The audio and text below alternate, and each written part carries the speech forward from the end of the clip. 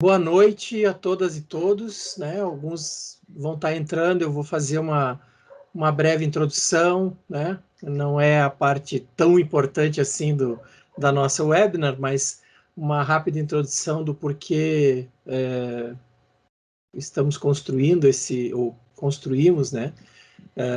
Esses seminários para valorização de resíduos sólidos. Então, meu nome é Carlos Moraes, eu sou professor da Unicinos, coordeno o núcleo de caracterização de materiais que nasceu aí há 18 anos atrás, mais ou menos esse tempo que eu sou professor da Unicinos, numa perspectiva de quem vem da engenharia metalúrgica, né? E o nosso convidado hoje é engenheiro de materiais, mas então compartilhamos mais ou menos do mesmo tipo de aprendizado, onde a questão do tetraedro dos materiais é fundamental na nossa formação, né? Onde a gente trabalha muito a questão de desenvolvimento de materiais a partir de um processamento com melhorias, com foco na composição química, depois na sua estrutura, principalmente quando se trata de materiais que fundem e depois solidificam, e as suas propriedades que vão representar aquilo que cada aplicação, cada produto que é solicitado pela indústria, pela sociedade como um todo. Nessa perspectiva, a gente construiu um grupo, né, que trabalha muito com essa ideia de desenvolvimento de novos processos, tecnologias, novos materiais e produtos na perspectiva do desenvolvimento sustentável, né? Desde transformar resíduos sólidos em novos materiais, a buscar resolver problemas do ponto de vista ambiental dentro dos processos produtivos, com a aplicação de uma série de ferramentas socioambientais, e completando o outro vértice do tetraedro, né, a questão energética, que ela é fundamental exatamente para a gente buscar, né, a eficiência, novas formas de energia, né, onde aí a gente vem trabalhando muito com biomassa, dentro de 4 grandes áreas de atuação, né, que mais ou menos já coloquei, ou seja, o desenvolvimento e caracterização de materiais, processos e produtos, que trabalha fortemente em conjunto aí na formação de mestres, doutores, de projetos de pesquisa com indústria, com órgãos públicos, ONGs, então a gente tem aí umas parcerias fortes aí em vários setores, aplicando ferramentas de gestão ambiental, buscando, então, como eu já falei anteriormente, a questão da biomassa, e cada vez mais uma perspectiva fundamental que é a recuperação de materiais. Eu acho que hoje o nosso webinar vai tratar muito disso, né? Que a gente precisa, né, mudar o conceito da mineração convencional para a mineração urbana e buscar nos resíduos que nós geramos nas nossas cidades, sejam eles os ditos urbanos ou industriais, né, buscar aí as oportunidades para a gente reduzir os impactos ambientais junto à natureza, né? Então, essa primeira... eu já vou desejar aí um bom debate para nós todos, né? A coordenação do grupo de pesquisa, Núcleo de Caracterização de Materiais, pela minha pessoa, a professora Feliciane, a professora Regina, todos nós três fazemos parte do programa de pós-graduação em Engenharia Civil, que tem como foco exatamente o gerenciamento de resíduos, desde otimização de processo para prevenir a geração, buscar qualidade nos resíduos ainda gerados e desenvolver soluções para esses resíduos na forma de coprodutos, né? E a nossa equipe aqui que trabalha comigo, né, a Joyce, doutoranda, que daqui a pouco ela vai se apresentar melhor, a engenheira ambiental Andressa e a graduanda Andriele, né, fazendo já uma meia-culpa que nos outros 2 webinars eu não trouxe essa rápida apresentação delas, que estão nos apoiando fortemente aí para o desenvolvimento desses webinars. Então, é a primeira série, né? E ele acontece, né? Já passa a palavra, Joyce. Ele acontece aí em função, né, de um projeto de pesquisa que nós temos hoje com a cidade de Santiago, mais especificamente com a empresa Jet Towers, que apoia um programa de doutorado acadêmico e inovação, né, parte financiado pelo CNPq, né, na bolsa de doutorado da Joyce, com recursos financeiros também dessa empresa, Jet Towers, que não é da área de gerenciamento de resíduos sólidos, mas enxerga como uma importante oportunidade, e também por ser lá de Santiago, de buscar soluções em termos de valorização para os resíduos sólidos urbanos, né? E nos apoio também nesse webinar, né, a Aliança Resíduo Zero Brasil, o Coletivo Lixo Zero, Rio Grande do Sul, a Poena e a Move Eu, né, representada aqui pela Andressa, que estamos trabalhando junto aí nessa Constituição. Já deixo aqui gravado também que em setembro teremos outra segunda série de webinars com outros 4 webinars que irão acontecer. E aí, então, agora eu passo a palavra para Joyce, para a gente, então, dar início ao nosso webinar de hoje. Muito obrigado pela presença de vocês. Espero que a gente consiga aí sanar os pequenos problemas técnicos para quem está entrando. Certo. Obrigada, professor Carlos. Então, faz parte aí, né, de estar se adaptando aí a essas novas ferramentas, mas, enfim, a gente vai agilizando. Então, boa noite oficialmente a todos e todas. O professor já introduziu ali, mas eu sou a Joyce, então, Joyce Maciel. Eu sou cofundadora da Poena Socioambiental, sou articuladora do Instituto Lixo Zero. E aí venho já há muitos anos, pelo menos há 15 anos, trabalhando nessa área de gerenciamento de resíduos e agora atualmente fazendo um doutorado voltado para a linha de pesquisa de gerenciamento de resíduos e o gerenciamento de resíduos sólidos em cidades. Então, o professor Carlos comentou, o nosso campo de pesquisa fica em Santiago, que é uma cidade aqui no Rio Grande do Sul.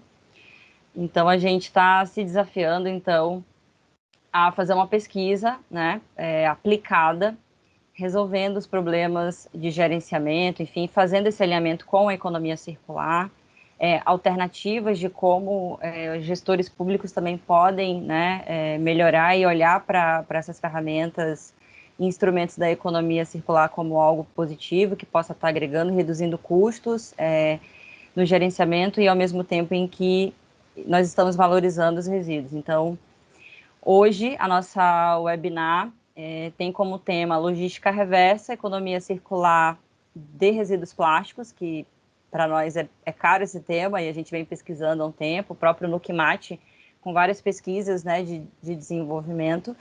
Então, nosso convidado, o Guilherme Breme, vai poder se apresentar melhor, mas, enfim, o Guilherme é engenheiro de materiais, com especialização em marketing, tem uma vasta experiência em negócios B2B, já passou por grandes indústrias, ele vai poder falar um pouquinho sobre essa experiência dele.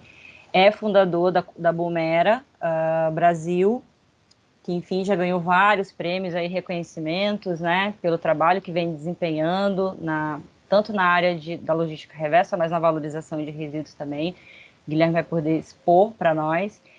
O Guilherme também recebeu um prêmio de empreendedor social em 2016 pela revista de Pequenas Empresas e Grandes Negócios. Então, tem um currículo aí de experiências interessantes para estar compartilhando conosco. Eu conheci a Boomera em 2018, através de alguns trabalhos. A Poena hoje é um braço da Boomera aqui no Rio Grande do Sul. Hoje é um trabalho realizado através da Kellen e da Diana Schrenberg, que possivelmente deve estar aí conosco. Enfim, quero agradecer aí já o aceite do convite do Guilherme de estar aqui conosco nessa webinar e para que a gente possa trocar essas experiências aí com vocês. Vamos ver aqui onde é que está o Guilherme. Estou aqui. Tudo bem, Guilherme? Tudo jóia. Tá. Aí eu acho que, André, eu acho que descompartilha aí, né, o card, e aí já iniciamos a exposição do Guilherme. Guilherme, Maravilha. Fica à vontade, seja bem-vindo aí e boa exposição. Obrigado pelo convite. Me avisem quando minha tela aparecer para vocês, por favor. Que aqui a gente não consegue ver. Quando a gente consegue falar, a gente não consegue ver quem que... Tá ok aí? Sim, Guilherme, tudo certinho. Então, legal. Bom, eu vou tentar usar o menos tempo do que 30 minutos para exposição, para a gente abrir para conversa e bater papo, que eu acho que é o mais rico desses webinars que a gente vem participando. Eu sempre começo com uma provocação. A National Geographic fez um estudo de entender qual que é a pegada do ser humano na nossa vida. Em média, a gente vai viver aí 75 anos no planeta Terra, e a gente vai consumir algumas coisas, né? Então, em média, cada habitante, os que estão aqui no webinar e os bilhões que estão fora daqui, 15 porcos, 9 mil litros de leite, 4 cabeças de gado, 13 mil ovos, só 5 mil litros de cerveja, acho que podia ser um pouco mais. Não sei vocês, mas na pandemia essa minha média aumentou. Vamos aí consumir 198 frascos de shampoo, 3.800 fraldas. Tem um áudio bem alto para mim. Se alguém não está no multi, tá. Obrigado. 34 mil xícaras de café. E vamos aí já. Hoje eles já se percorrem aí 6 quilômetros para conseguir água potável no planeta Terra. O Brasil não percebe isso porque somos, graças a todo o nosso privilégio aí de recursos naturais, a gente acaba não sentindo tanto isso. Obviamente, em alguns lugares extremos, sim, mas no mundo hoje eles percorrem 6 quilômetros para conseguir água potável. Cada um de nós vamos gerar 40 toneladas de resíduos em toda a nossa vida e vamos consumir 8 mil quilos ou 8 toneladas de embalagens em nosso processo. Alguns números interessantes. Esse estudo está no YouTube já disponível, chamado Human Footprint. Vale a pena quem tiver curiosidade para saber um pouco. Ele é bem visual, bem bacana. Como é que o mundo é hoje, né? Hoje a gente foi ensinado nas faculdades a pensar linearmente, né? Uma empresa de produto, para ter sucesso, ela pensa linearmente. O que isso quer dizer? A natureza demora alguns anos para fornecer os recursos naturais não renováveis. A gente, com engenharia, com inovação, transforma isso em matéria-prima. Essa matéria-prima, ela vem para a fabricação de produtos. Em alguns dias você tem produto acabado, distribui, vende, a gente usa e joga fora, né? Quer dizer, os produtos são desenhados para uma vida única e o sucesso de uma empresa de produto é torcer para acabar logo o produto para poder vender mais. Esse tipo de pensamento vem trazendo para a gente uma forma de pensar linearmente, onde a gente começa a criar resíduos. Um pouquinho dá uma travada aqui na apresentação. Bom, então o primeiro tipo de recurso no pensamento linear o primeiro tipo de desperdício que a gente está bem acostumado a falar é o desperdício de recurso, que a gente chama, né? São desperdícios onde que está mais comum, o lixo plástico, o resíduo colocado em forma de lixo, esse é o que está mais comum. Mas os nossos seres humanos, com esse pensamento linear, a gente acabou criando mais 3 tipos de desperdícios. E a apresentação que está dando problema, não sei o que está acontecendo, eu vou na fala infelizmente, sem o PPT, porque o Teams hoje não está ajudando a gente. A gente tem mais 3 tipos de desperdício. Nós temos desperdício de ociosidade, ou seja, nós criamos esse modelo linear de pensamento, fez com que a gente entendesse que o importante é ter a posse do produto e não necessariamente o uso desse produto quando a gente precisa. Então, você ter a posse do produto é muito mais importante. Mas sua televisão fica parada o mais tempo possível, o seu micro-ondas fica parado o mais tempo possível do que está usando, o seu carro, quer dizer, os produtos eles ficam parados e parece que você precisa ter a posse deles e não necessariamente o uso. O terceiro desperdício a gente chama de valor embutido, que os produtos são feitos de uma forma tão complexa em sua composição, em seu design, que é mais fácil você jogar fora um produto do que tentar extrair. Aí o professor já trouxe a história da mineração urbana. É mais fácil você jogar fora ele do que você tentar extrair os minerais que estão lá dentro, os metais preciosos que estão lá dentro de uma composição. E o celular não está aí à toa no slide. Eu vou tentar passar de novo o slide, mas, gente, se não conseguir, vai no gogó mesmo. E vocês me perdoem, mas é o Teams que está me atrapalhando aqui no nosso slide. O quarto desperdício não menos importante, que eu chamo de encurtamento de vida útil. Desde a primeira crise econômica, a gente tem um pensamento que criar produtos para durar menos vai incentivar a economia daquele negócio. Então, quem inventou isso foi o pessoal de lâmpada, lá na primeira crise econômica global, que criou, as lâmpadas foram feitas para durar 5.000 horas, e na verdade elas começaram, eles tiveram a grande ideia de encurtar para 1.500 horas, para queimar mais rápido e você poder utilizar isso de uma forma, vender mais produtos nesse modelo. Eu vou tentar pela última vez, senão eu realmente vou sem o PPT, não está acontecendo, tá? Não tá permitindo o compartilhamento. Guilherme, talvez em vez de tu compartilhar a área de trabalho, tenta ir procurar e entrar dentro do diretório. Nunca fiz assim. Vou tentar assim vocês estão vendo desse jeito? Sim. Sim. Então vai assim mesmo e vamos ver se dá certo. Então, o que eu falei das lâmpadas de curto... Então, só para recapitular, que eu acabei me perdendo na linha de raciocínio. Então, você tem lá o desperdício de recurso, que é o mais famoso, o de valor embutido, de complexidade de produto, que a gente chama de monstrinhos híbridos, que estão sendo colocados no mercado, o de encurtamento de vida útil das lâmpadas também, e, por fim, o de ociosidade, né, de você ter a posse do produto, não necessariamente o acesso, e a furadeira não está aí à toa, você acaba comprando uma furadeira para ter um único uso específico, que é furar a parede, e o job to be done, na verdade, se for ver, você precisa só do furo da parede, não da furadeira, e em média ela vai trabalhar 3 minutos em toda a sua vida útil em nossas casas. Então, quantos produtos com uma furadeira nós temos em casa parados, que foram produzidos com muito material extraído da natureza e que ficam ali sem aplicação e sem uso? Esse pensamento linear, quando você traz para desenvolvimento de produto, até pouco tempo atrás, esses 5 ícones é o que vinha para a mesa de desenvolvimento de produto novo. Obviamente, o custo, que nunca vai sair da mesa na discussão de P&D, de desenvolvimento de produto, o tempo de go-to-market que esse produto vai levar para ir para o mercado, a produtividade que ele vai dar ou na minha fábrica já instalada, ou do CAPEX que eu já tenho, ou do que tipo de necessidade eu vou precisar para melhorar a produtividade, a proteção que esse produto vai precisar para chegar para o mercado e, obviamente, o visual no ponto de venda, o visual, a experiência, etc., que esse produto vai gerar. Nunca tinha um ícone de sustentabilidade no desenvolvimento de produtos até então, né?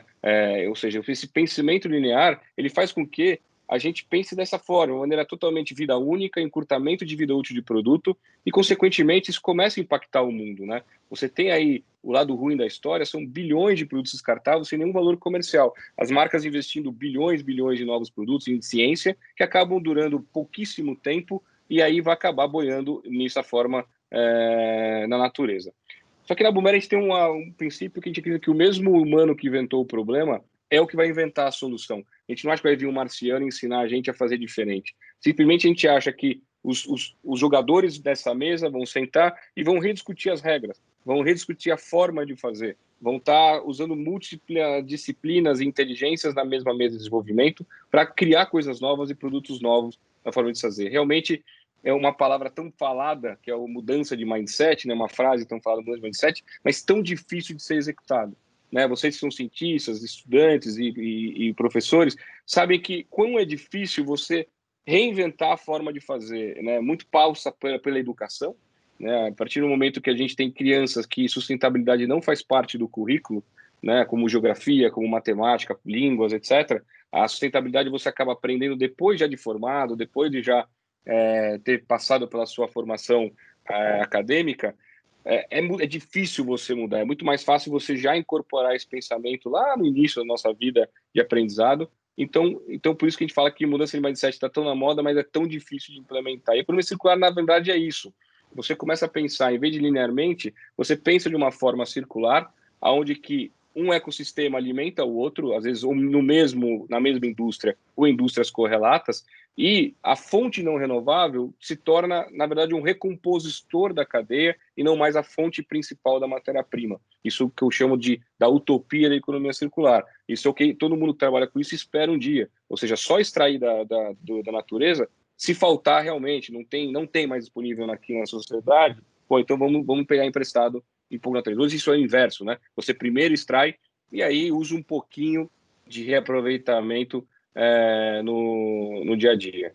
Bom, o que a Boomera é? A Boomera é uma empresa certificada B, né, uma empresa B Corp.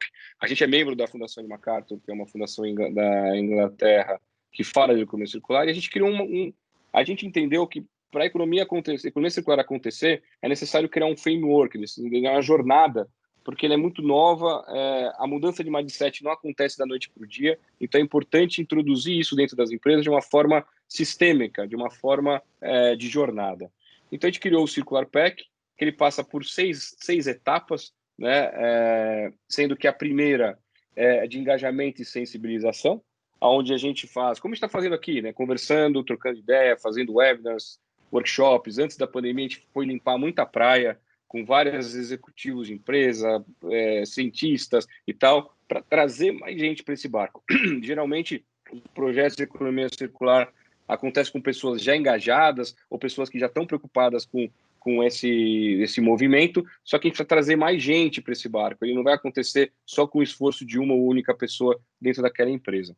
Feito isso, a gente vai para o passo 2, que a gente chama de estratégia circular, onde vai profundamente dentro daquela empresa ou daquele ecossistema e começa a fazer um assessment bem técnico do que ele está querendo resolver.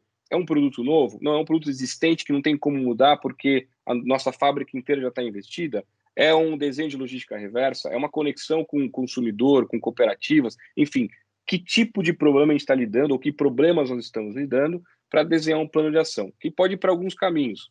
O caminho mais trivial é o do pesquisa e de inovação, então a gente vai para a ciência mesmo, né? Então vai para laboratório. A gente tem um laboratório próprio de engenharia de materiais que hoje está dentro da universidade. A gente adora essa relação universidade e mercado.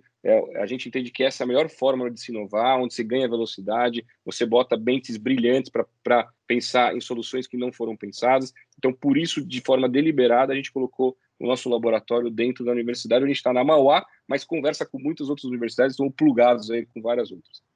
Resolveu tecnicamente o que fazer, a gente vai desenhar logística reversa. Ou seja, infelizmente, logística reversa não tem uma solução única. É muito importante entender que tipo de resíduo que a gente está lidando, com quem que a gente vai querer envolver nesse processo, é cooperativa, é varejista, é condomínios, é catador, enfim, o que a gente quer envolver nesse processo, testar os modelos, ver como ele para de pé, que uma coisa é você colocar o custo da logística numa televisão nova que vai para o consumidor. Outra coisa é você colocar um custo logístico numa televisão que quebrou e trazer ela de volta, sendo que ela não tem valor nenhum ou próximo de nada. Como é que você faz isso acontecer? Então, é um desenho que você, obviamente, você vai plugando soluções já existentes, mas que a gente trabalha muito com o conceito aí de protótipos e estudos para a coisa fechar a conta. E aí vai para o 5, que a gente chama de design e transformação, que é onde a gente envelopa tudo. Então, já sabe o que vai fazer tecnicamente, já sabemos como vai coletar. Então, a gente tem que começar a sentar com a empresa e definir a estratégia de go-to-marketing desse projeto. Vai ser um projeto local, vai ser um projeto Brasil, vai ser um projeto que vai pegar várias empresas, várias pessoas. A gente define esse go-to-market. Para o 6, a gente vai para o mercado lançar esse projeto. Para isso acontecer, a gente precisa criar um ecossistema de inovação.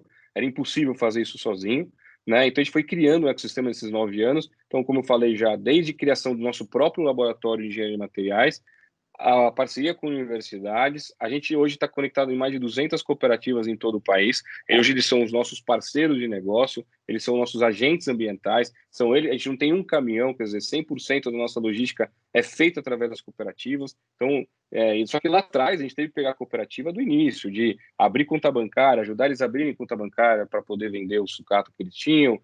Hoje a gente doação de equipamento, treinamento, reforma de banheiro, quer dizer, a gente realmente conectou na essência das cooperativas, e hoje aí são mais de 8 mil, 10 mil cooperados com a gente trabalhando.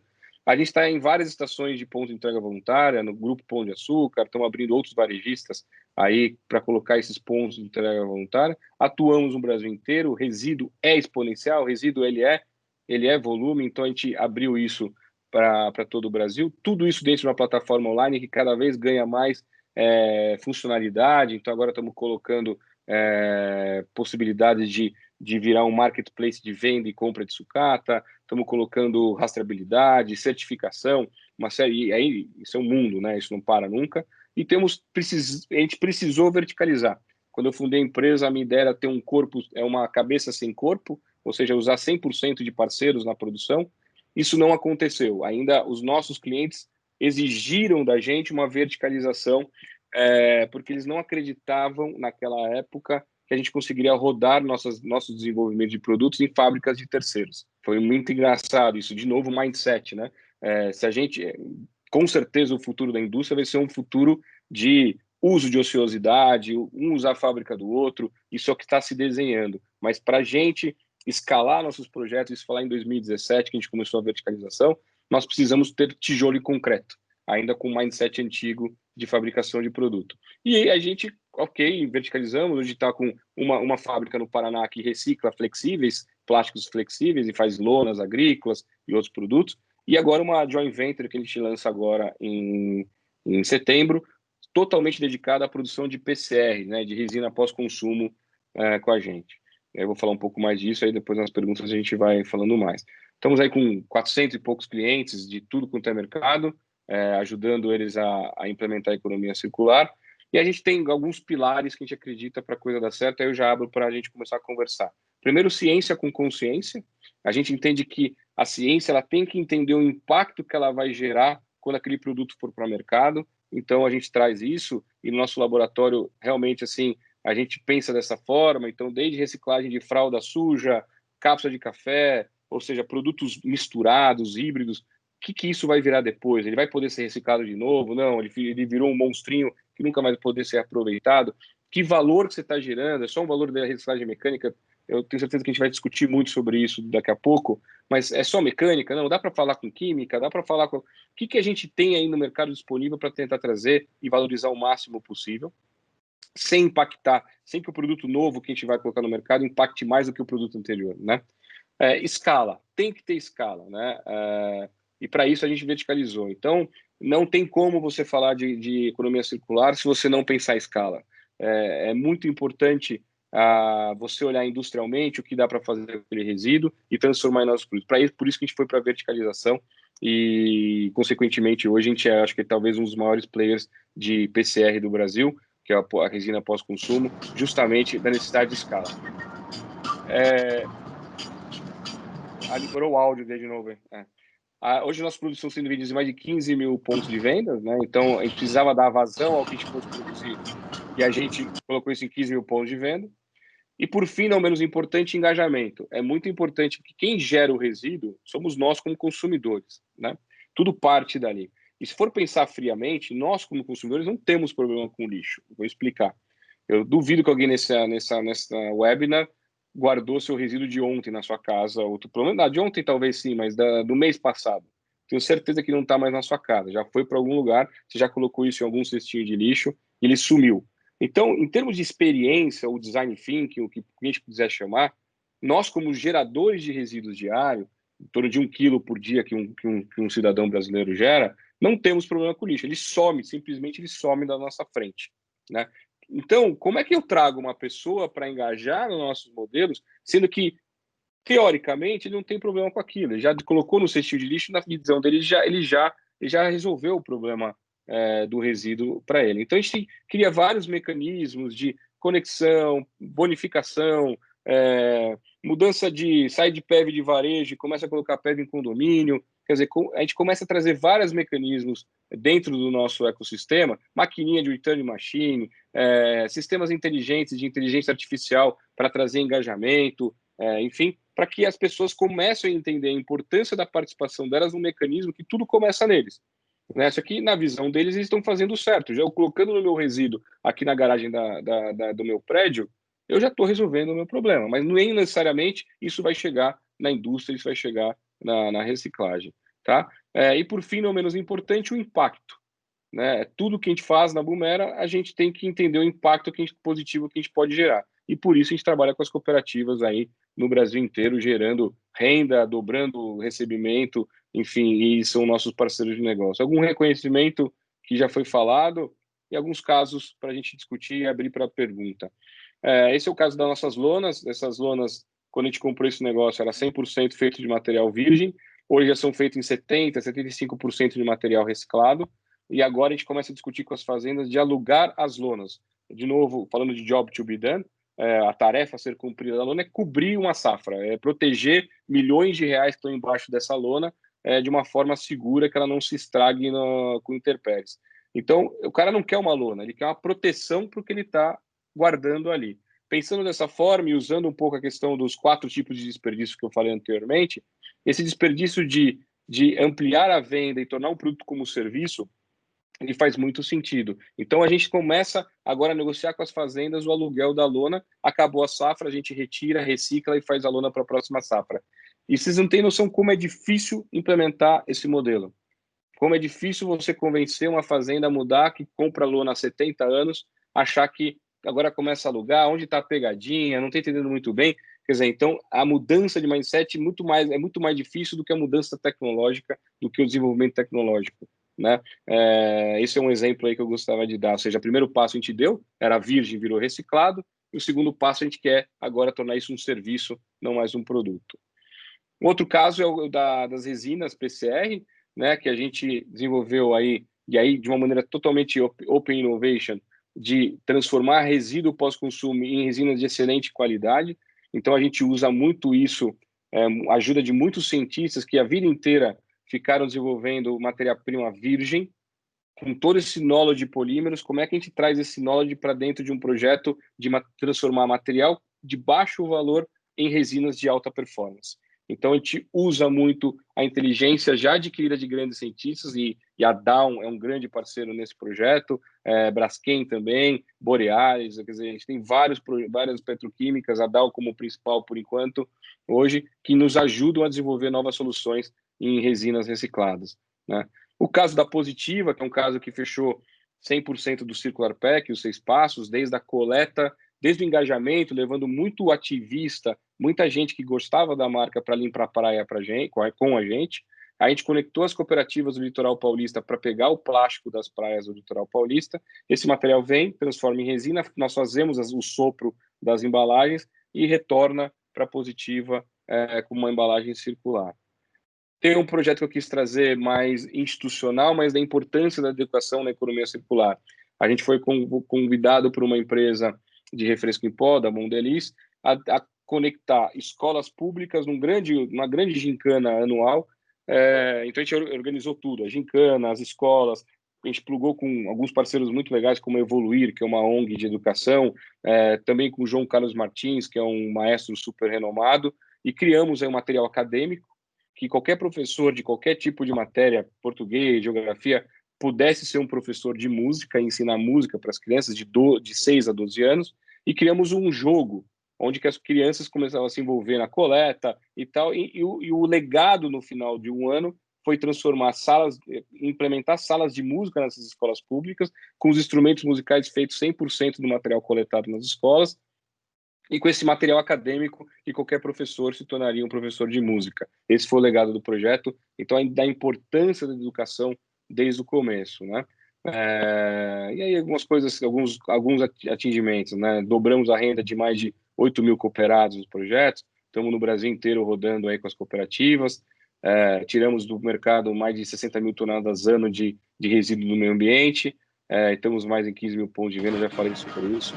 E aí eu abro, então, para a pergunta. Eu quis fazer uma apresentação mais enxuta. Desculpa o começo que deu esse pau aí no negócio, mas que deu para conduzir.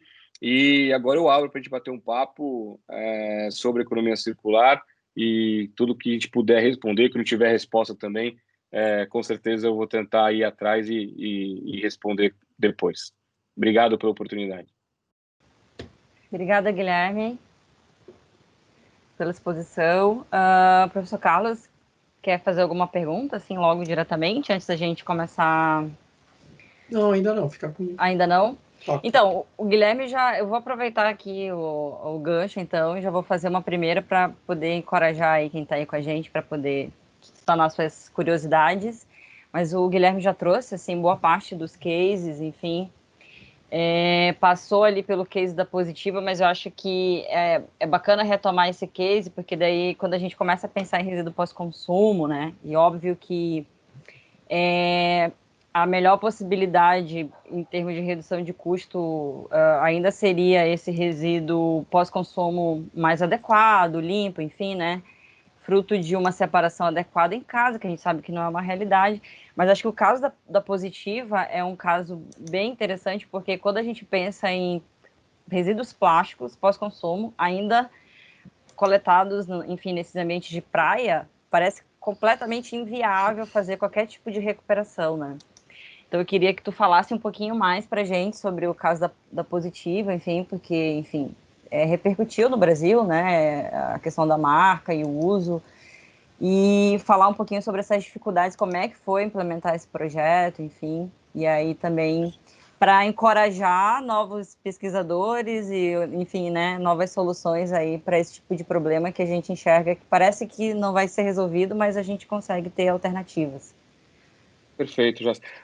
Bom, é o que eu sempre falo, é mais fácil você implementar projetos como esse em empresas que já nascem com esse DNA, empresas que já nascem com essa cabeça, a Positiva já nasceu assim, é uma empresa que se preocupa desde a composição e formulação química dos produtos deles, então e você, quando você fala com os decisores logo de cara, né, assim, o projeto sempre foi conduzido com os fundadores e com as pessoas que estavam a fim de fazer.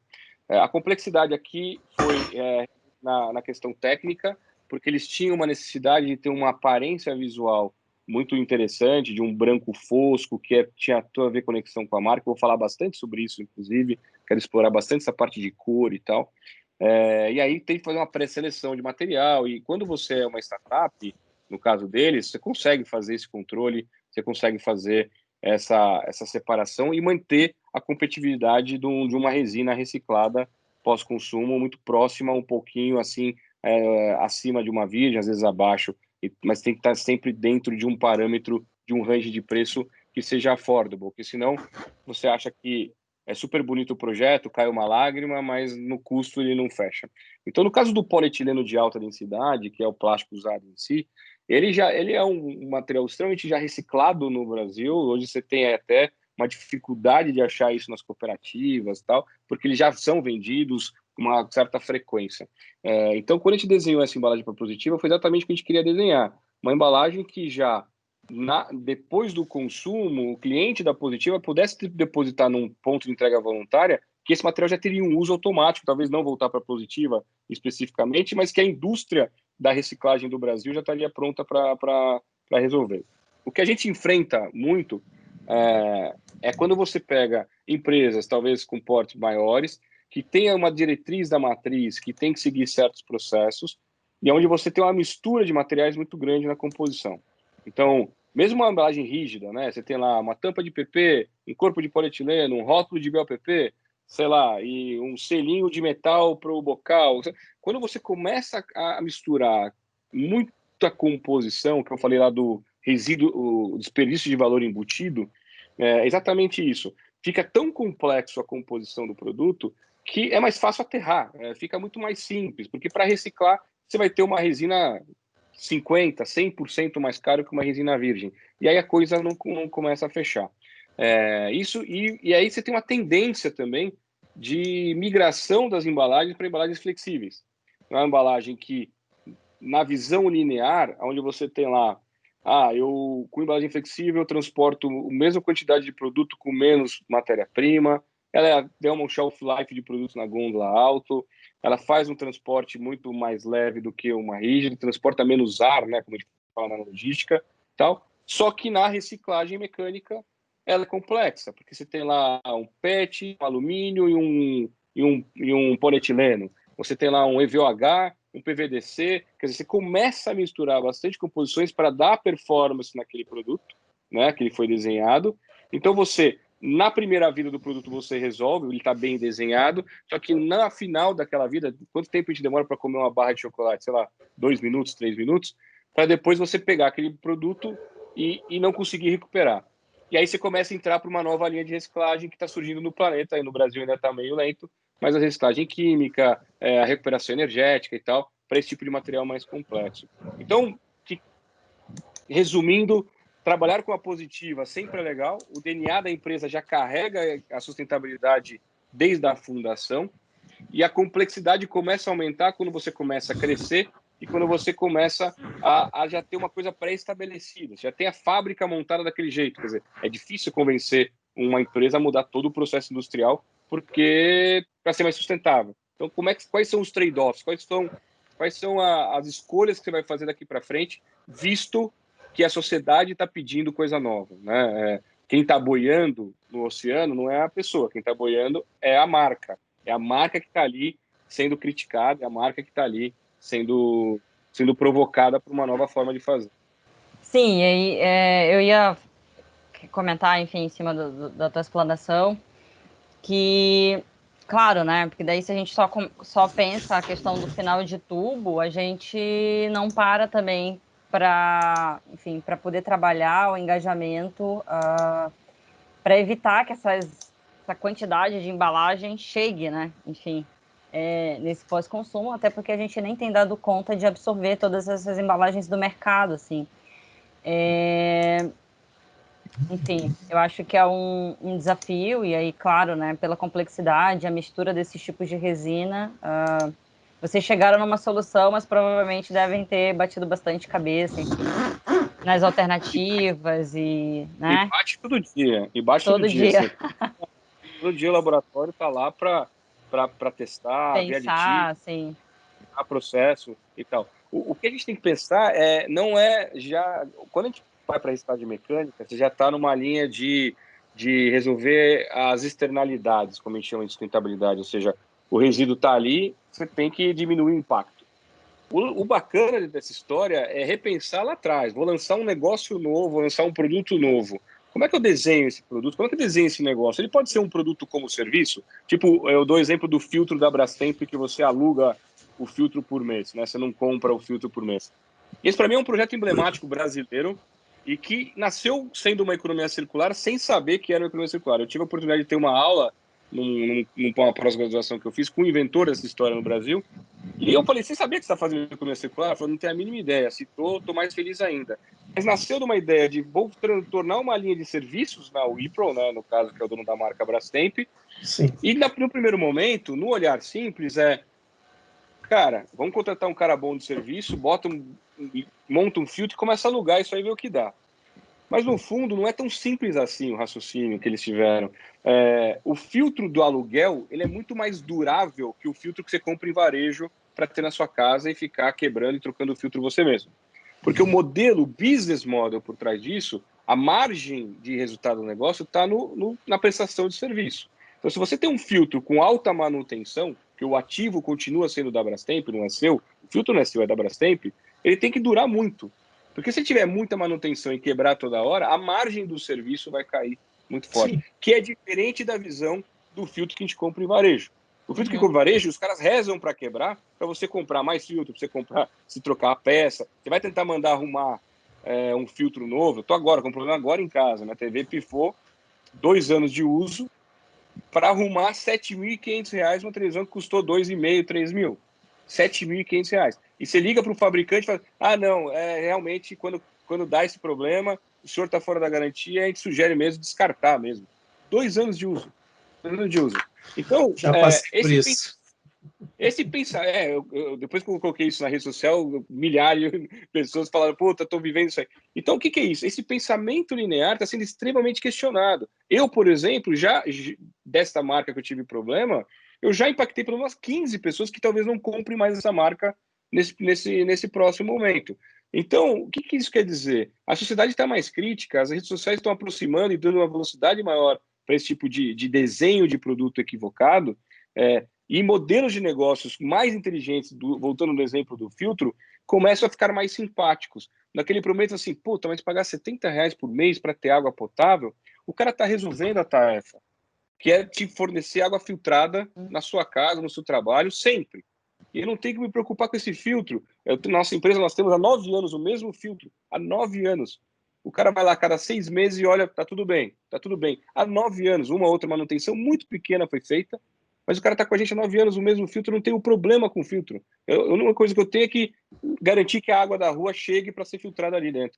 Então, esses modelos novos de negócio que a economia circular vem fomentando, e quem entender essa sacada, hoje a gente está muito mais aberto a fazer um subscription, né? Quem não tem Netflix, quem não tem aí uma net, não sei o quê. Então, é muito mais simples você aumentar mais uma parcelinha e ter um serviço na sua casa do que você... Putz, vou ter que comprar aquele negócio que é caro, que eu vou usar pouco. Então, está aberto o mundo da economia circular e que passa por produtos melhores.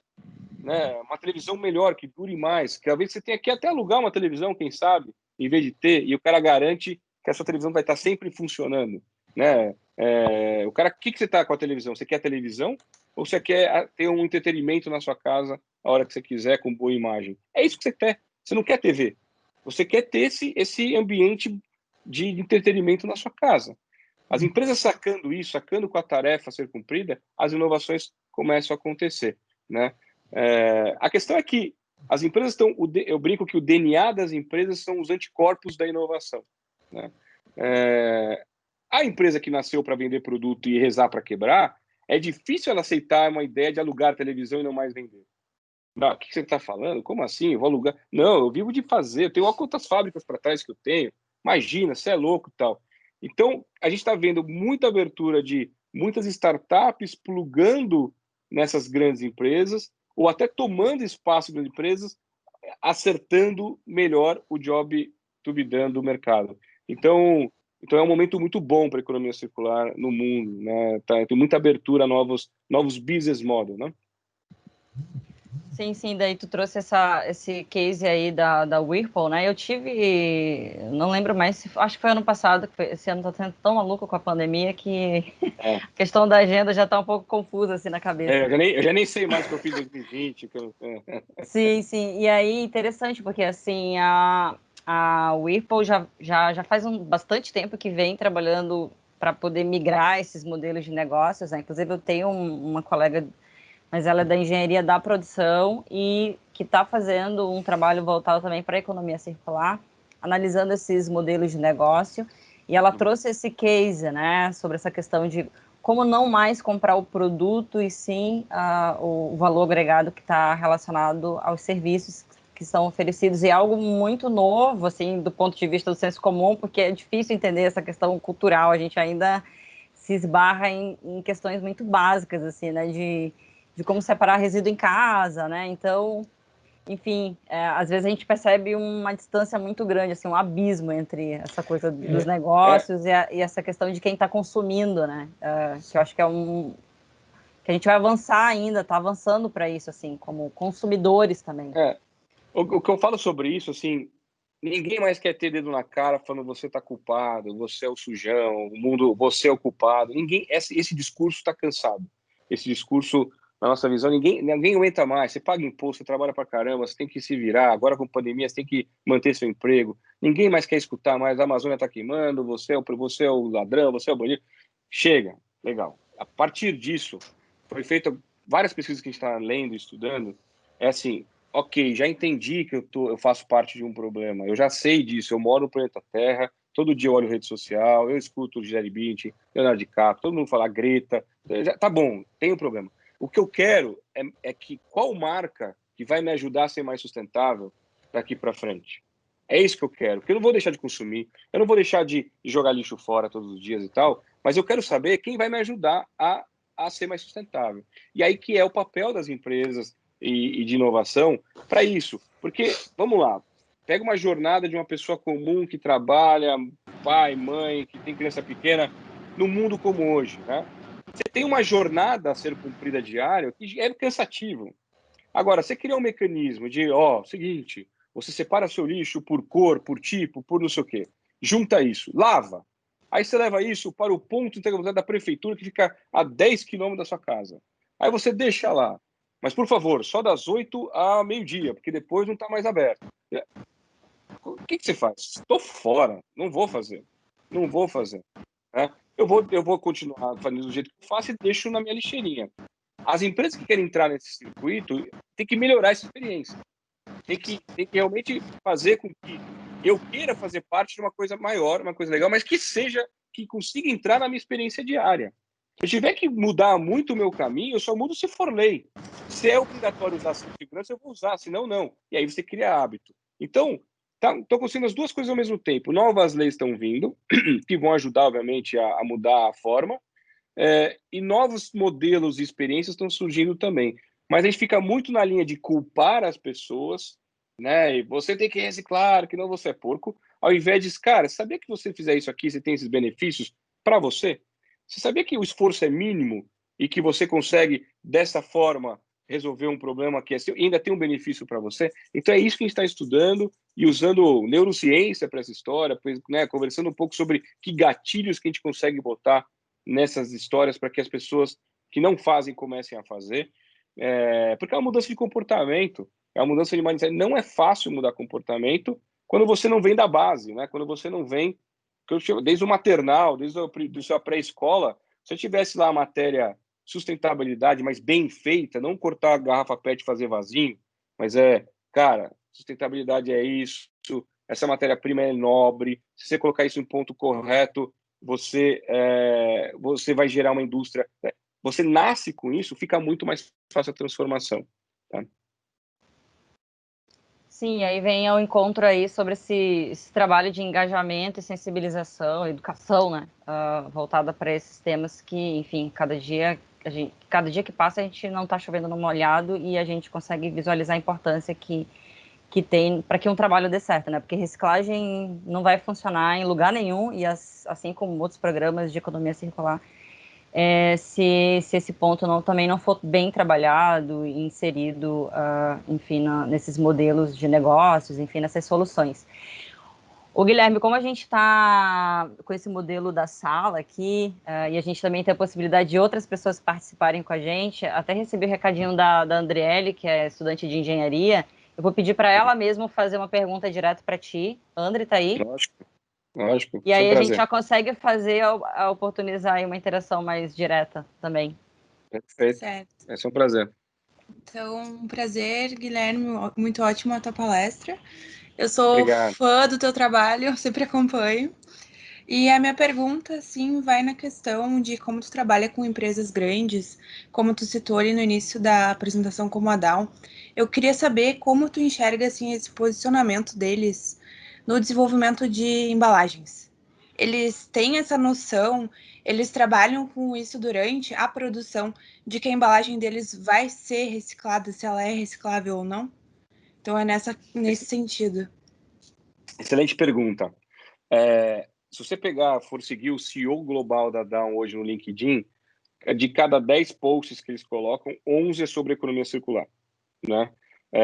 Não adianta. Agora, quem trabalha com plástico, e eu sou engenheiro de materiais, eu sou fã do plástico, eu não sou contra o plástico, eu acho que cada produto tem o seu papel na sociedade, de acordo com a aplicação que você vai ter ele. Só que o plástico, por ser fácil, moldável, de fácil acesso, baixo custo, ele entrou na sociedade. E é difícil você...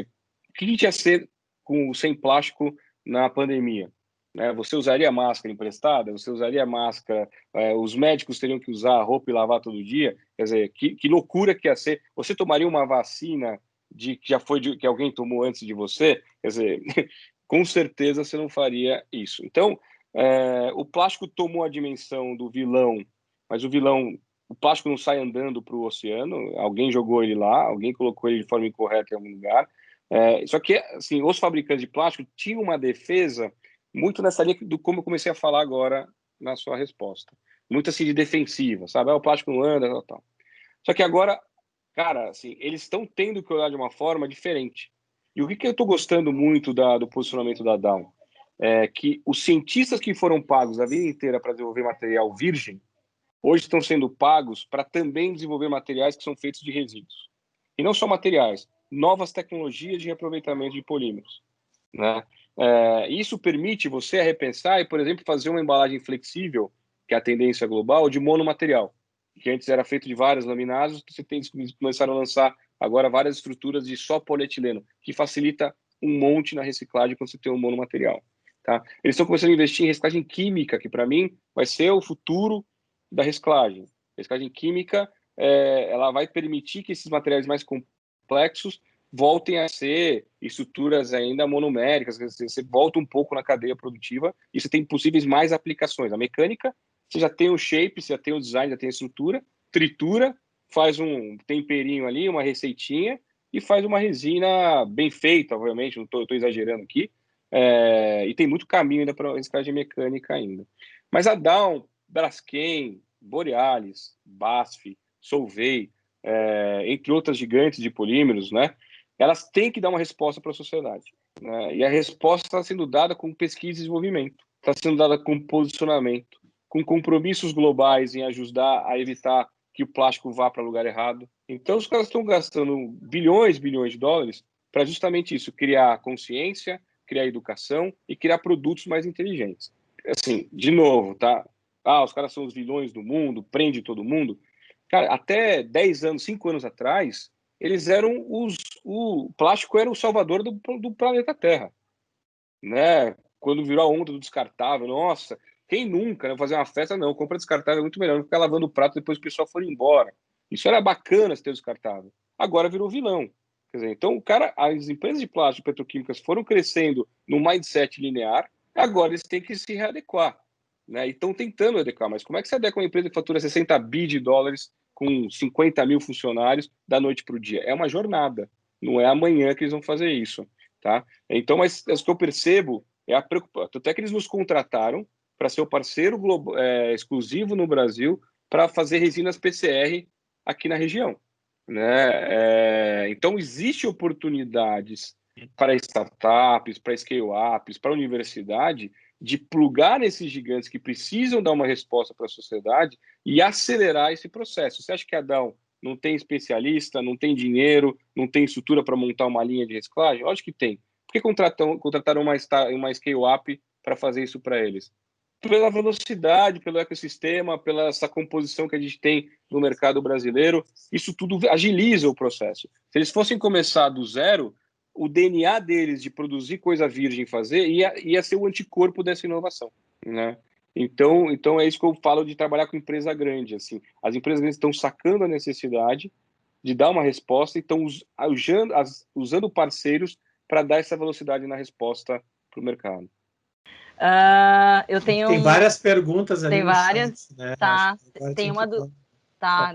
Eu não sei se eu estou atravessada, mas eu tenho uma do Jader, que pergunta assim. Eu acho que ele quis perguntar o seguinte, Guilherme: a indústria acaba produzindo vários tipos de materiais de diferentes composições, que daí eu acho que tem a ver com esse processo aí de fim de tubo, né? De reciclagem mecânica. A Bumera trabalha com vários tipos de materiais, ou isso se resolve na identificação por tipo, para otimizar esse material que é recolhido por vocês? Eu acho que tu pode reforçar isso, né? Porque, bom, tu falou sobre o caso da Positiva, né? Que usa polietileno, e aí tu falou sobre outros tipos de resina, mas como vocês também trabalham com pontos de entrega voluntária e outros projetos de logística reversa, quais são os tipos de resinas que vocês estão recebendo para reciclagem interna, feita diretamente pela Bumera ou parceiros?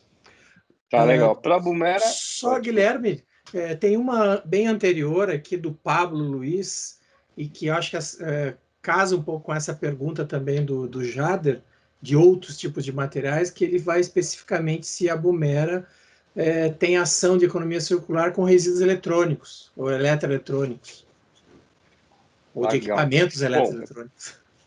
Beleza. Bom, assim, economia circular, ela é muito vasta, né? Se a gente achar que vai abraçar o mundo, você acaba não fazendo nada bem feito. Então, a gente tomou uma decisão que é focar nos plásticos, né? Mas a gente, como a gente trabalha com todos os resíduos que levam para as estações, a gente plugou na indústria diretamente. O que quer dizer com isso? Então, eu cheguei na Gerdau, CSN, o projeto Prolata, que é o projeto que capitaneia a história do aço no Brasil, capitaneado pelo pessoal da Abeaço e Abrafat, a Abeaço fabricante de latas de aço, a Abrafat fabricante de tintas, e plugar essa indústria diretamente na cooperativa de catadores, fazendo com que a indústria compre direto dos catadores. Então, nosso papel com outros materiais, não plástico, é isso, a conexão direta dos catadores na indústria. Então, Suzano, Ibema, Celulose Irani são parceiros de papel. Estamos conversando com fabricantes de vidro, justamente para plugar essa história e tal. Então, o que não é plástico, a gente faz a conexão, prepara a cooperativa, porque tem normas para seguir. Você não pode simplesmente achar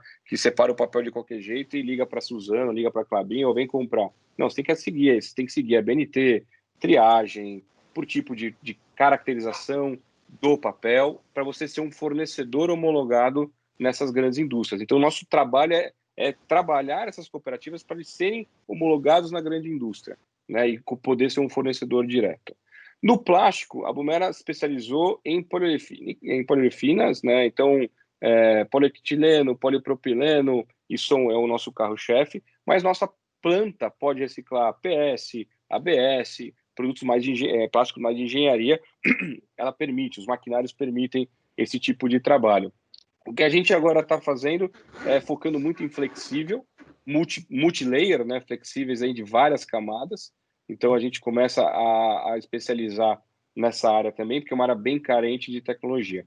Plásticos que nós não trabalhamos é, por exemplo, o PET. O PET, bom, vocês são técnicos e vocês sabem, uma linha de reciclagem ela é muito específica, a reciclagem mecânica, ou você faz uma coisa ou você faz outra, né? A primeira impressão é que o do leigo, plástico é a mesma coisa, mas não, plástico, cada um tem a sua característica, né? Como vocês sabem muito bem, vocês trabalham com isso, estudam isso todos os dias, então cada linha é uma linha específica. A linha de reciclagem de garrafa PET é totalmente diferente de uma linha de reciclagem de polietileno, de polipropileno. Exatamente. A linha de lavagem de flexíveis é totalmente diferente de uma linha de lavagem de embalagens rígidas do mesmo polímero. Então você pega um BOPP, que é um polipropileno bioorientado, a linha de lavagem é diferente do polipropileno de injeção. Quer dizer, então mesmo plástico com lavagens diferentes. Então é uma composição maluca para você ter uma linha híbrida. E se você quiser fazer uma linha híbrida de reciclagem, a produtividade cai assim mais da metade. Então essa é a complexidade do plástico. A Boomera entra no plásticos de polifinas, mas a gente também pode trabalhar com outros. Sobre eletrônicos, é um mundo totalmente à parte, totalmente diferente do que eu faço. Tem empresas muito boas no Brasil e crescendo, fazendo isso. Você tem uma recicladora urbana, você tem a pessoa da Flextronics, você tem que tem a linha deles de reciclagem. Tem uma galera muito boa aí fazendo separação e recuperação de eletrônico. Não é a nossa praia. E toda vez que aparece uma proposta, a gente acaba conectando nos parceiros que a gente conhece e passando o projeto para eles. Mas, assim, é uma área que necessita de muita melhoria no mercado brasileiro, muita ciência aplicada. Você tem pouca mineração urbana, como o professor já trouxe, no Brasil implementado. Então, muito do que é separado acaba sendo enviado para fora para a extração dos recursos que tem dentro de uma placa, por exemplo, que é valor jogado fora. Quer dizer, é valor que você está mandando para outro país para extrair e vender, que podia ter acesso mais à pesquisa e desenvolvimento, a núcleos de mineração urbana no Brasil, para ficar com esse dinheiro no Brasil, quer dizer, ficar com esse recurso e não mandar isso para a Europa, não mandar isso para outros países para extrair os metais preciosos que estão lá dentro. Então, eu não trabalho especificamente com resíduo de reciclagem, de lixo eletrônico, mas tem empresas crescendo e é um mercado super vasto e que vem crescendo muito. Só até para complementar, no mês que vem a gente vai ter um webinar que vai tratar dos resíduos de equipamentos eletroeletrônicos e talvez hoje, um dos projetos com o maior número de pesquisadores que nós temos hoje com a Cooperativa Paulo Freire de Porto Alegre. Que legal. E pensando nesse caminho, né? Eu acho que é esse caminho que a gente tem que trilhar. Para isso, nós temos que criar empreendedores aí que abracem, porque da desmontagem do eletroeletrônico para a recuperação dos materiais, tem aí uma outra indústria a ser criada, né? Eu tenho dúvida. Tem muita oportunidade na ciência da economia circular surgindo, né? Recuperação energética, tem tanta startup nascendo, cara. Rastreabilidade de resíduos, muita empresa de digital fazendo rastreabilidade. Eu vi uma empresa do Reino Unido, fantástica, não sei se é o nome dela agora, ela desenvolveu um aplicativo de celular, o cara bota isso numa esteira de cooperativa, o cara com visual computing, o cara consegue identificar que tipo de produto passou ali, que marca. Quer dizer, isso dá uma inteligência, um data science para coleta seletiva absurda. Eu sei que naquela esteira, naquele turno, passou 10 embalagens de tal salgadinho, 5 embalagens de tal água. Quer dizer, a digitalização também vai fazer uma transformação enorme em gestão de resíduos, com certeza. Você consegue fazer um link, por exemplo, com essa questão das principais marcas, né? Das embalagens que estão chegando, enfim, no mercado. O que é interessante também, né? Porque daí gera essa responsabilidade compartilhada também, assim, de fato, assim, né? Dos dois sentidos. Sem dúvida. Tem muita pergunta.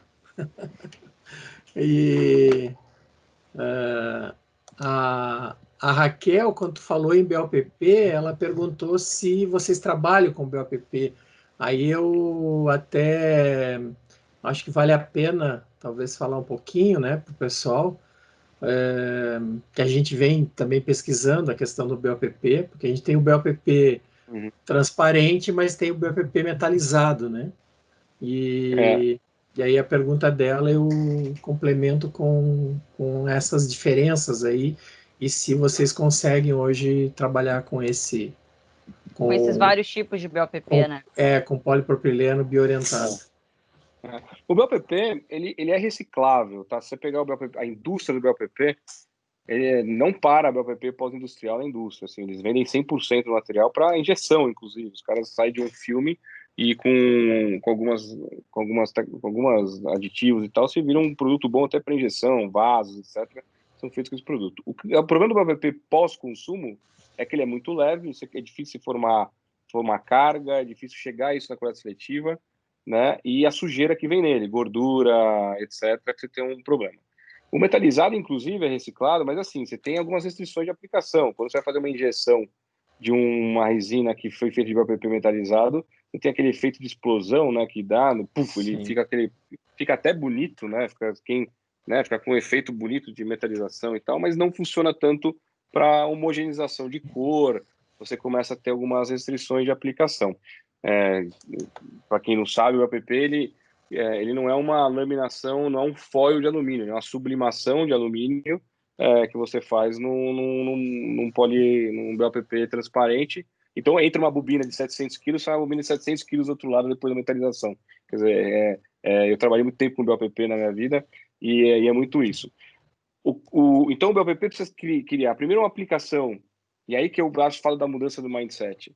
A indústria inteira do BOPP, por exemplo, ainda usa pallet de madeira para transporte das bobinas, né? Isso é um exemplo. São milhões de toneladas que são comercializadas com pallets de madeira. Por que não se usa pallet de BOPP, feito com BOPP? Porque o custo é mais caro por unidade e tal. Então, é disso que eu falo. Sim, talvez no começo pode ser mais caro, mas com a escala você ganha produtividade. Você criar sistemas de vai e vem de pallets da indústria, desde a Braskem, que vende a resina do BOPP, a fabricante, uma Vitopel, uma Apollo, uma Videolar, pegar esse BOPP e já transportar também com as laterais de pallet, com pallet feito do BOPP. Vai para a indústria de embalagem, que pode usar o mesmo pallet, vai para a indústria que usa a embalagem, na Nestlé da vida, etc., e volta esse processo.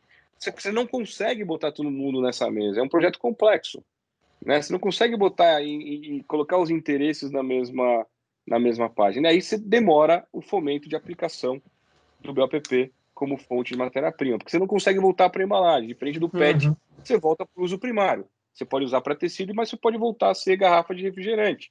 Então, sim, quando você pode usar para a própria indústria, a coisa começa a acomodar. A latinha de alumínio é um exemplo brasileiro, né? Quer dizer, a coisa começa a rodar. Quando você não pode voltar para a própria indústria, tem que achar demanda.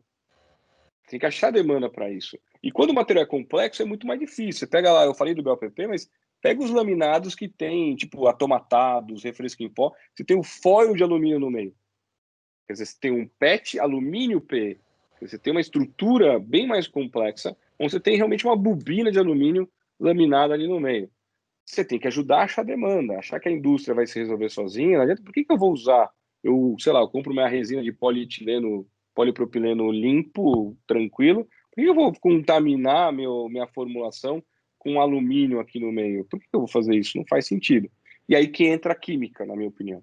E aí começa a escala química de recuperação desse alumínio, recuperação de uma emulsão plástica para virar combustível, porque aí você começa a ampliar possíveis aplicações de valorização do resíduo. A escalagem química, para mim, vou repetir, tem um potencial de aplicação no futuro breve enorme, na minha opinião. E eu acho que é isso. A universidade tem um papel muito legal de pesquisar e criar tecnologias nacionais para isso. Eu tive a oportunidade de trabalhar com uma das gigantes químicas, só que esse assunto é meio fechado, então não vou poder falar o nome da empresa, onde está desenvolvendo soluções para conseguir solubilizar a estrutura e separar por tipo de material.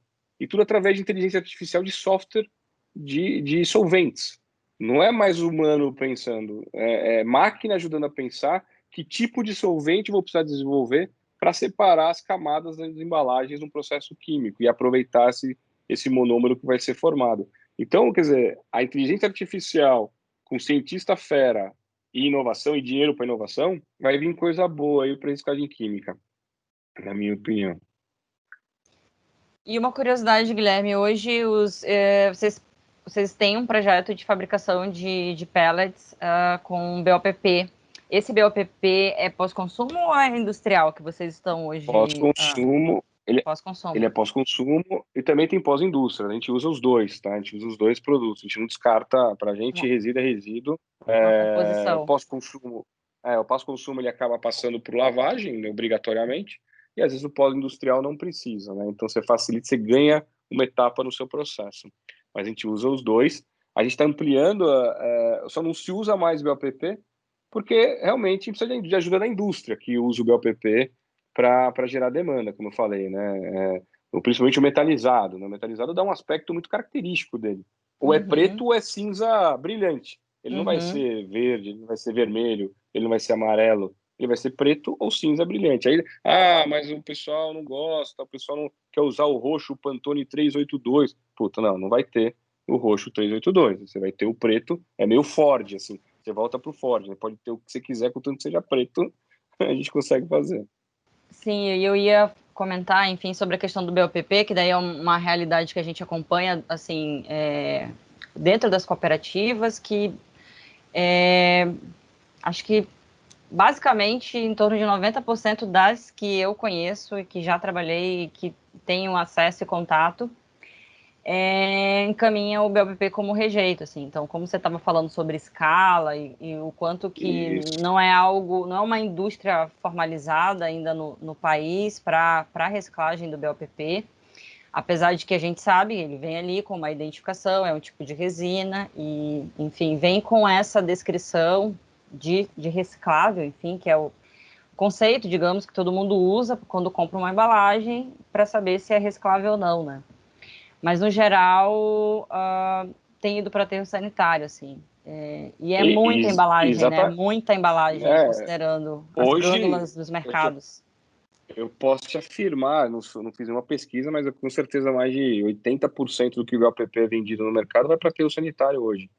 Infelizmente, como fala, a indústria que usa o BOPP, que fabrica o BOPP, são desarticulados nesse processo. Então, o pessoal de salgadinho, o pessoal de chocolate, o pessoal de biscoito, o pessoal massa, os fabricantes do BOPP, a indústria da resina do BOPP, no caso, né, tem uma só empresa que faz, são totalmente desarticulados nesse aspecto, né, um jogando o mico para o outro.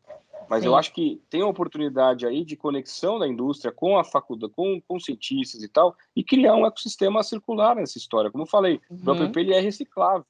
Ele é reciclável. Eu provo que é. Acho que vocês também estão estudando, sabem que tem uma característica de reciclar mecanicamente esse produto, só que a indústria que usa e que fabrica tem que articular para ajudar a achar a aplicação. Eles não vão achar que o mercado vai achar a aplicação por eles. Né? Eles precisam realmente entrar e intervir e ajudar a criar projetos e fomentar a ciência para achar aplicação para esse produto tão difícil hoje de logística reversa, né? E limpeza dele. Você tem gordura, você tem resto de comida, sal, você tem que exatamente. E aí você começa a dificultar. Então, sabe uma coisa? O problema é meu, deixa ele, vai para aterro sanitário e boa. E assim vai. E assim vamos colocando aí 15, 20 mil toneladas por mês de BOPP no mercado, indo para aterro sanitário. Carlos, está sem microfone. Agora fui eu. Acho que tu tocou num ponto que eu estava aqui ficando já querendo também colocar, né? Que a questão até que também alguém escreveu ali, a Raquel, quer dizer, não se torna comercializável para uma cooperativa porque é um material leve, né? É volumoso, necessita de equipamentos apropriados para densificar ele, né? E ele vem misturado, muitas vezes muito sujo. As pessoas, já tive em cooperativa que as pessoas venceu a princípio lá o salgadinho, ela põe no reciclável o pacote cheio, né? Então, daí tem muita comida ali junto, e tudo isso complica. Por quê? Porque, na verdade, está faltando o trabalho lá nas nossas casas, né? De como a gente disponibilizar esses resíduos que podem ser recicláveis, mas que não tem comercialização, porque tem vários senões aí. E aí eu queria, nessa questão toda, eu queria trazer algo assim que aí é a visão do engenheiro metalúrgico, né? Que sempre foi contra o plástico, né? Então eu me formei na década de 80, né? Entendendo que, bom, além de ser ali um concorrente ávido a tirar os metais do mercado, né? A gente sabe que o plástico surgiu porque ele era um mal necessário, o surgimento do plástico, né? Ele não surgiu por uma demanda de necessidade da sociedade na época que ele surgiu, mas sim um mal necessário porque, né, as petroquímicas teriam um resíduo em quantidades enormes para serem gerenciados caso a nafta não se transformasse no polímero, né? Então, assim, claro que, tanto que algumas das empresas, as empresas que foram criadas, no início elas eram bastante deficitárias, porque não conseguiam entrar no mercado e o plástico tinha uma vida útil muito curta, né? Aí, quando tu comenta da questão do PCR, né, de transformar, então, vejam, né, todo o cuidado, não é simplesmente pegar tudo que é tipo de plástico, fazer uma massa, né, que tu vai fazer muito pouca coisa, né? Isso vale para qualquer tipo de resíduo, na verdade, né? Então, tem que ter um processo de segregação muito bem feito, tem que ter um processo de lavagem muito bem feito e toda uma ciência de formulação, né, para que essa nova resina entre no mercado. Bom, e aí vem aquela questão. Bom, tu tem o teu PCR-1, né? Vai produzir um novo produto. Esse novo produto vai virar também, em algum momento, novamente um resíduo, né? E aí tu tem que ter todo um cuidado para que ele volte a ser um PCR2, né? E assim por diante. O grande problema que a indústria do plástico tinha alguns anos atrás era que os seus produtos de plásticos iam caindo de valor agregado na cadeia produtiva absurdamente, né? Tu tinha uma garrafa PET que rapidamente se transformava num cabo de vassoura, né? E dali para artesanato, né? Então, assim, como ao mesmo tempo, como ao mesmo tempo garantir que venha a chegar um plástico cada vez mais segregado, que tem que ter daí melhores identificações, e ao mesmo tempo mexer no início da cadeia produtiva para que ela seja circular, que ela, na verdade, tenha produtos mais duráveis, né?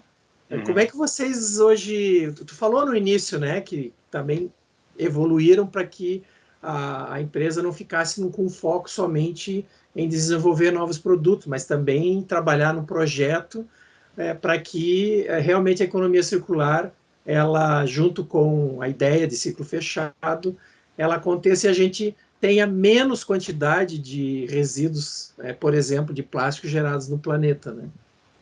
E maior funcionalidade. Não, é excelente isso, sim.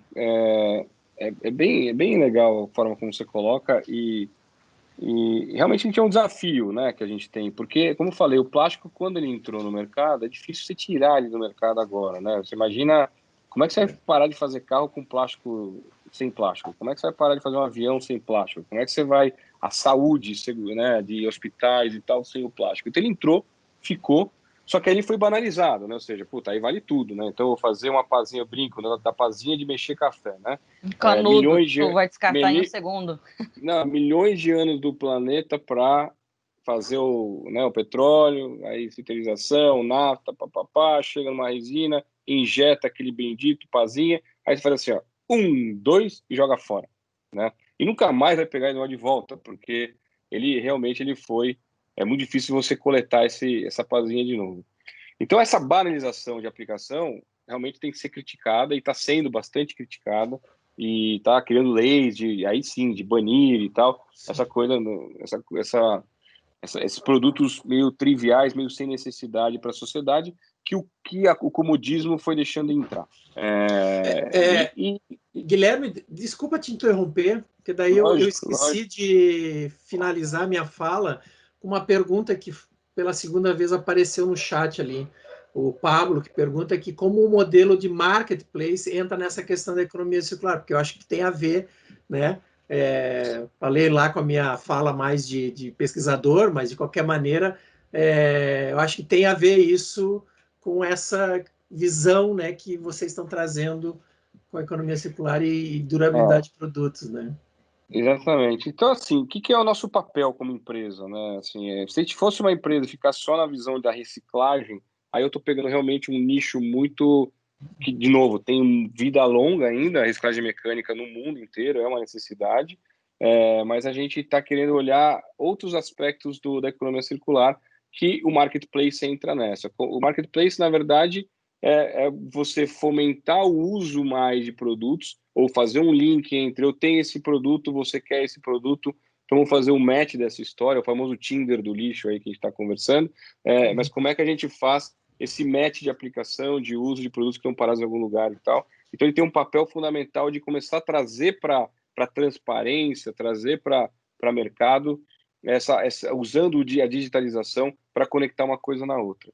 Mas o mais importante de tudo a sociedade está criticando demais erros de produto, ou seja, os erros de design de produto. No design, eu digo, não é só o design de formato, mas o design de modelo de negócio. Ninguém está mais aguentando ver a poluição plástico, a poluição do ser humano espalhado. Isso está sendo bastante criticado. Aí, uma coisa que vai mudar a ordem mundial, na minha opinião, são os fundos de investimento que praticamente comandam a sociedade. Fala o seguinte, migão, tenho $1 trilhão assim para investir, só que esse $1 trilhão só sai da minha carteira se eu tiver certeza que o impacto que você está gerando na sociedade é menor do que você gerava antes. Senão, você não vai ter meu cascalho. Se o propósito da sua empresa é para melhorar a sociedade como um todo, senão meu dinheiro não sai da minha carteira. Quando isso começa a acontecer, e está acontecendo agora, nesse momento, fundos gigantescos de investimento só vão emprestar dinheiro para empresas que têm um propósito de melhorar o planeta, a coisa muda. Você vai vir numa avalanche de mudança. Né? Porque aí você muda, não tem mais acesso a capital se não tiver impacto positivo. Não tenho mais bônus porque eu não estou criando impacto positivo. Caramba, então eu vou ter que desenvolver impacto positivo. E aí o ser humano muda. Né? E aí que eu falo daquela mudança do mindset acontece. Não é um marciano que vai descer aqui e faça diferente. Nós vamos, caramba, a gente arrumou esse problema, agora a gente tem que resolver. Senão eu não vou ter acesso a capital, eu não vou crescer, eu vou ser mandado embora, eu vou perder meu emprego. E aí começa a caneta a mudar. Eu não acredito numa mudança do ser humano de forma deliberada, do tipo, não, vamos mudar dessa forma. Eu acredito numa mudança do ser humano na dor e no amor, né? Infelizmente, a gente é egoísta by design, né? O ser humano ele é um ser egoísta by design. A gente foi... e aí a gente tem que criar mecanismo, eu gosto muito do Kahneman, né? Que fala do pensamento lento e rápido, né? Você tem que construir mecanismos para você desviar dos vieses que cada um tem na cabeça e do egoísmo que a gente tem. Então, você cria mecanismo que pode ser pela lei, ou pode ser por modelo de negócio, ou pode ser pela própria pressão da sociedade, como um fundo de investimento, só botar dinheiro em você, se você fizer bem para o planeta, porque senão você não vai ter o acesso ao capital. Então, você começar a ter fomento de pesquisa e desenvolvimento no Brasil de projetos para sustentabilidade. Quer dizer, imagina jogar todos os nossos cientistas brilhantes que temos no país a pensar em sustentabilidade, empurrar projetos para ter acesso mais rápido a dinheiro de P&D.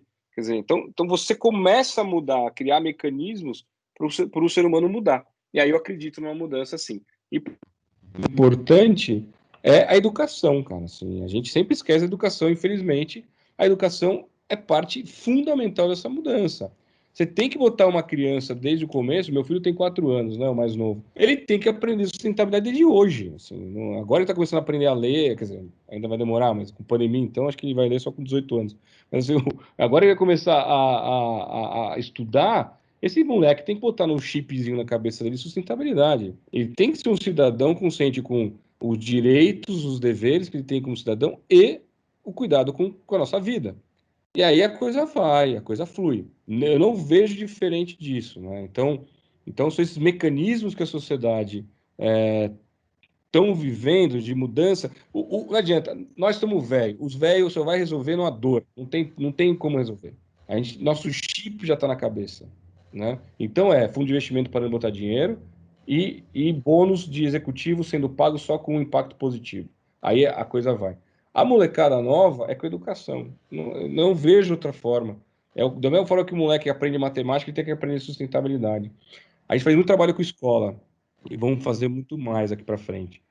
E você vê os professores com brilho nos olhos, querendo ensinar as crianças, que já é uma profissão nobre, né?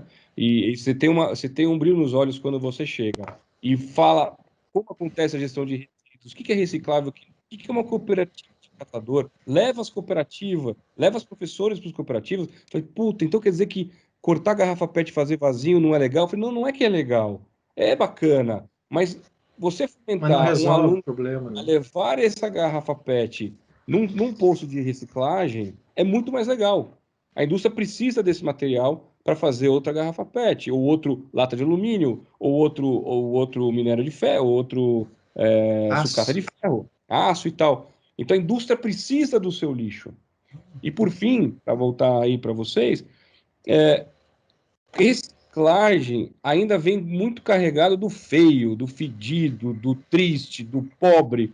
Porra, eu acho que a gente tem que mudar a dinâmica da conversa, tipo, porra, reciclar gera renda, reciclar gera emprego, reciclar transforma, reciclar recupera o meio ambiente e vir com produtos, cara, com shape interessante, com design, com história. E, pô, você vê uma Adidas, por exemplo, hoje fatura US$ 1 bi. US$ 1 bi na linha de Parley for the Ocean deles, que é uma linha que usa resíduos pós-consumo como fonte de matéria-prima. Agora estão indo para a segunda fase, que é fazer tênis com um único tipo de material, um monomaterial, né? Então, também estou vendo lá com a BASF materiais que possam usar só um único material. A Nike lançou mês passado uma linha feita do lixo deles de fábrica. Você acha que o tênis é feio e a qualidade do solado é ruim? Não, vendeu no mundo inteiro a linha completa em 5 minutos. Os caras botaram para vender, em 5 minutos se esgotou o lote, né? Então, quer dizer, está começando a vir uma necessidade e demanda por coisas diferentes, coisas mais bacanas. Mas é só dessa forma que eu vejo as mudanças, né? Eu não acho que campanhas de botar na Rede Globo que vamos reciclar é bom, é importante, dá consciência, obviamente, mas eu acho que os mecanismos, para os que já estão aqui, é mais na dor, e para os que estão chegando na sociedade, é no amor, é na educação, aí a gente muda a sociedade. Beleza. Já estouramos o nosso tempo, né? A gente poderia ficar aí o resto da noite discutindo vários questionamentos e perguntas e talvez complementações que a gente poderia estar fazendo, né? Eu acho que até no final tu traz assim, eu acho que a questão de aliar a busca de soluções para os resíduos sólidos com o desafio e o comprometimento social que está envolvido aí, né? Porque eu fico imaginando que se não tivesse surgido a economia solidária, as cooperativas, associações, né?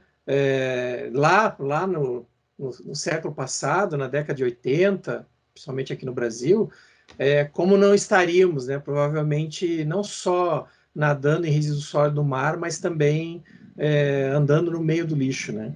Sem Então, dúvida. assim, seria uma evolução bastante grande, né? Eu acho que o nosso compromisso é fazer com que, né, o setor da reciclagem trabalhe em conjunto para que, né, com cabeças aí de empreendedores que foram para a universidade, mas que tem que entender como é que é lá o verdadeiro trabalho e fundamental trabalho de segregação que a gente tem que fazer, e entender o quanto a gente pode ajudar, né? Não simplesmente todo dia jogando lixo fora, né? Mas entender o que nós estamos gerando e fazer buscar informação, porque ela está aí disponível, né? Do que pode e o que não pode ir para a cooperativa, né? Do ponto de vista hoje de comercialização. Bom, passa a palavra para a Joyce agora, então. Sim, tem muitos, só para voltar aqui, mas tem muitos elogios, então, várias pessoas parabenizando aqui o Guilherme, a professora Feliciane, Natália Fontoura, Bianca Alves, que é, enfim, né, que é da Boomera, enfim, é representante da Boomera também, sim, a Daniela Morim, então, muita gente aqui interagindo e achando a nossa webinar muito pertinente, enfim, com temas que envolvem inovação, ciência e tecnologia, que são super importantes para que a gente possa avançar. E aí eu acho que para poder também até agradecer, enfim, o aceite do convite do Guilherme de estar aqui com a gente, né, e para além de todas as responsabilidades aí com a Boomera, também oportunizar que a gente faça um bate-papo, que várias pessoas estejam aqui, né, enfim, aprendendo um pouquinho mais sobre economia circular, trazendo as suas curiosidades, e aí acho que reforçar, né, o que o Guilherme comentou sobre a questão do resíduo, que na verdade resíduo é matéria-prima, né? Quando a gente aprender isso, acho que a gente já vai avançar bastante nesse propósito de melhorar a gestão dos nossos resíduos nas nossas cidades. E né, não desperdiçar esses bilhões aí de reais por ano que a gente tem mandado para aterros sanitários, né, que certamente tem tecnologia e soluções que poderiam estar incluindo muito mais pessoas, estudantes e pesquisadores em novas soluções. E aí, desde já agradeço, vou desejar uma boa noite a todos, já me despeço por aqui e seguir aí, a gente tem uma programação para setembro, mas aí já passo aqui a palavra para o professor Carlos se despedir e na sequência a gente pede para o Guilherme fazer aí sua finalização. Ó, eu já falei bastante.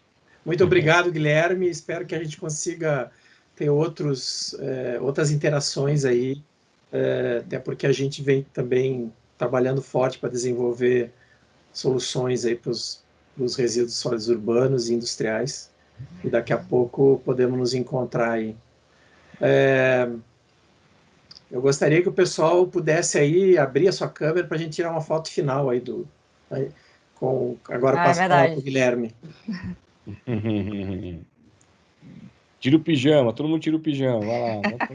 Vai lá. Esse negócio de câmera, né? Tá uma loucura, né? Essa vida pela internet agora. Aproveitando aqui, agradecer então o convite, foi muito legal bater papo, estou à disposição, essa conexão com universidade, com pesquisador, com cooperativa, essa é a única forma que a gente acredita de inovar, né? Ninguém inova sozinho, eu brinco que uma boa ideia nasce pela metade e depois ela vai complementando com pessoas muito mais inteligentes que você. Então, eu acho que essa forma que a gente está fazendo aqui só abre um canal para a gente voltar a falar, e muito legal, obrigado pela oportunidade, conta com a gente sempre. Valeu. Obrigada, Guilherme. Agradecer a Andriele e a Andressa que estão aí, nossos apoios, né? Enfim, essas gurias estão dando um super apoio nas nossas séries webinar, que segue em setembro. Desejar uma boa noite a todos e contar com a presença de vocês para as próximas programações. E contar com o Guilherme aí para futuros trabalhos e projetos aí em parceria com a universidade. Pode contar. Valeu, pessoal. Valeu. Boa noite. Obrigadão, gente. Boa noite. Fiquem bem aí. Boa noite. Tchau.